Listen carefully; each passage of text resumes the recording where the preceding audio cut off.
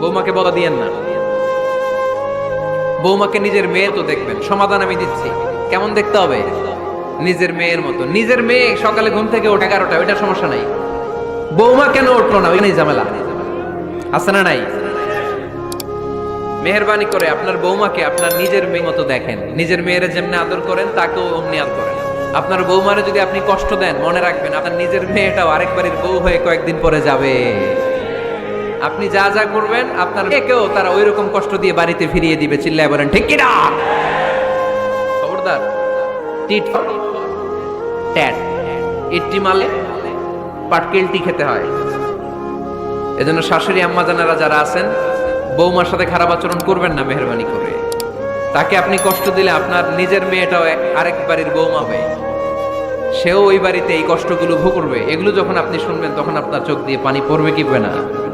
পড়বে। এবার আসেন বৌমার কথা বলুন।